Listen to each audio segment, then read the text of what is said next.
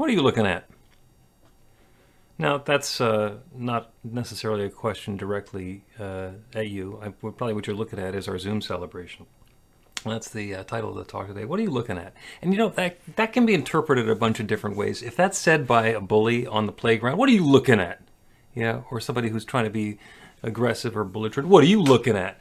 The wrong answer to give them is nothing, because that will probably just cause more trouble. A lot of times that question is intended to be provocative. There are other times where you get exactly the same question. What are you looking at? You know, if you're talking to tech support, you say, there's no unmute button in my Zoom. They want to know which screen you're on. What are you looking at? And that can be helpful because understanding where somebody is starting lets us get into alignment with them so that we can create something new in partnership with them. What are you looking at? If anybody has seen my car, you know that I have a personalized Pennsylvania license plate, and it says RUR2GR, and I wrote it down here. Those are actually the steps in a practical prayer. It's recognition, unification, realization, a couple of extra steps, gratitude, and release. RUR2GR. It's on the back of my car. And probably 3 or 4 times a year, somebody makes a comment about it. And usually what happens is they'll say, what does that mean? I was driving down the street this week, and a guy pulled up next to me, and he's honking his horn. And he's beeping the horn, and he's trying to get me to roll my window down. So I rolled the window down, and he looks at RUR2GR, he points, he says, he's Greek! You're Greek too? You're Greek? It's like, no. No, I'm not Greek. And I didn't have the time or the interest to try and slow down traffic in the 2-lane road that we were on to explain what it actually meant. But the interesting thing is that he was looking through his filter. He was Greek. He saw my license plate. He thought maybe I was Greek too. RUR2GR. Are you too Greek? Yes. Maybe not. Or we don't know. But what a wonderful reminder that what we are looking through is our own filter. We each bring our own perspective. So when somebody asks, what are you looking at? A lot of times it's, what are you looking with? Where are you looking from?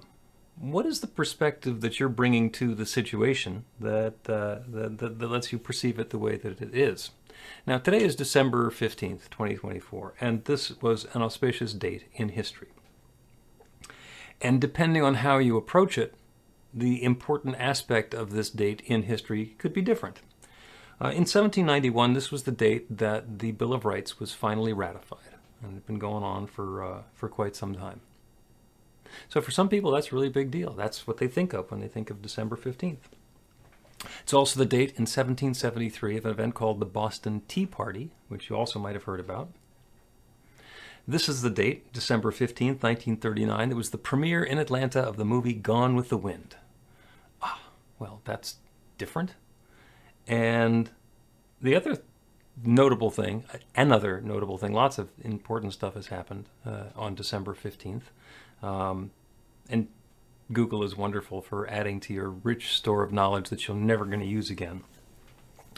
But on December 15th, 1903, the patent for the ice cream cone was granted to Italo Marchionni, my great-grandfather.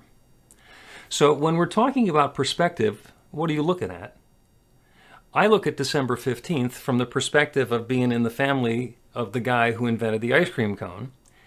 And most people wouldn't. And that's okay. And that's okay. It's just another reminder that when we look at something, we might be seeing it differently than other people are, and it might have more to do with us than it does to do with them. So I'm going to give you a phrase now, and I want you to see what it brings to mind for you, because this will get us a little insight on what are you looking at. And what I want you to bring to mind is fire engine red. When I say fire engine red, you probably get an idea into your mind of what that means. You've got that color, and it probably started out with a fire engine, and then you're diving into the red color, and you're thinking about other things that are fire engine red, like maybe somebody in your youth had a Corvette that was fire engine red, and it makes you think of that, you know. And there are other colors that we can define or explain or evoke similarly. Sky blue. When I say sky blue, you have an idea of what I'm talking about. Chocolate brown, you have an idea of that too. And these are what the people who work in the color industry call memory colors. And what we have in common is that when I say fire engine red, what I'm triggering in your mind is a recollection of whatever it is that you understand to be fire engine red. It may or may not have anything to do with the way fire engine red looks inside of my awareness, because we're all equipped with this optical system and the brain interpretation system that tells us what the color is. So one of my favorite trick questions is, how many colors can we see? And the usual answer that technology has given us is 16.7 million colors. That's full color reproduction on digital systems. 16.7 million colors, and it's actually a hair over 16.7 million. But if you look at it in a different perspective, the number of colors that we can see is 3. And the reason that I point that out is because the device that you're looking at right now has 3 different colors in the screen. It has red, it has green, it has blue. And the reason it has those 3 colors, believe it or not, is because our eyes are sensitive to 3 different wavelengths of light, which are red, green, and blue. So what happens is our screen can fool us into seeing 16.7 million different colors by giving a different amount of red and green and blue in different aspects and different areas. Oh, and if you multiply 256 to the third, or 3 to the 256, that comes out to 16.7 million. And interestingly, humans can't tell all those colors apart. Some of them look incredibly similar. If you take, if you move over 1/16.7 millionth of a color, you may or may not be able to tell the difference. There are, in fact, a lot of different colors, different combinations of those 16.7 million that you'd look at and you say, yeah, that's fire engine red. And there are even more that you'd say, yeah, that's sky blue, because sky blue has a big range. This can be a dark blue sky, a bright blue sky. Chocolate brown, I have a chocolate colored standard poodle, and he's one color of brown, and milk chocolate is a different color, and dark chocolate is another color. And you see where I'm getting into. What are you looking at? When I'm looking at something and I'm saying that it's fire engine red, that gives an anchor point for my perspective. It doesn't tell you what the color is. It doesn't tell you how your brain needs to be interpreting that color. It's the starting point for us being able to communicate. Question some people have is, well, we see 16.7 million colors, so I see fire engine red. What does my dog see? When that same fire engine red color is exposed to my dog, what does my dog see? Well, I'm not sure. It probably matters to dogs. I do know that my dog has a reaction to fire engines. It may or may not have anything to do with the color.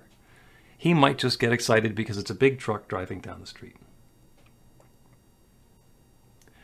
So the question becomes, what are you looking at? And more importantly, the question becomes, what are you looking for? Because when we are looking for something, we tend to find it. That's the law of attraction. When we set our intention to be in harmony with something, then that something tends to show up in our lives. So what are you looking through? What is the composite of the experiences that you've had in your life that you're coloring everything with, that you're comparing everything to, that you're using as your baseline? When you see something or when you hear something, are you in a completely clear field where you can engage with that and respond to it as though nothing else had happened? What are you looking at? Is it a Zoom screen? Is it a bully? The way that we're engaging with that can be different. So the reason that I bring this all up is because we always have a choice. When the question comes up, what are you looking at? Instead of trying to explain what's out there in the world around us that we're looking at, and try and define and explain and categorize and catalog all the things out there, perhaps it's a reminder to consider how we're looking at it. Is it possible to look at the same situation that I've been looking at for a while and look through the eyes of compassion? Can I put myself in the shoes or the experience of the person who I'm looking at or engaging with and have a deeper understanding of where they're coming from, what they might be meaning, so that I can understand what they're looking at and look at it either the same way or with understanding that that's not the way I see it, but there's a different possibility here. It's so helpful in avoiding fights. We get in a conversation, somebody tells us that this is what something is. It's like, I don't know what you're looking at, but that's not the way I see it. And you can have a fight with them, or you can find a way to stop and say, all right, you're seeing it one way. I think I'm seeing it a different way. Can we talk about the difference? Can we talk about the difference between the way that you're seeing it and the way that I'm seeing it? Is it possible to look through the eyes of gratitude? To see something that's happening and say, I know when I go back to principle that there is only one power and presence. There is only one creative source of everything. There is one love, and everything is that one love unfolding in its own way. And this thing showing up in front of me does not seem like love. Is it possible for me to look at it and see the love? To see it with a different perspective? Can I see the love that must be there? It must somehow be there, even though it could be really, really well hidden. And I'm fairly adept at looking at stuff in the world around me and calling out the stuff that just doesn't work properly and the things that are silly and are, improper. But, we all are. That's one of the gifts of being human, is that we can look at things and think that it is about the way that we're looking at them. Or we can say, is this love?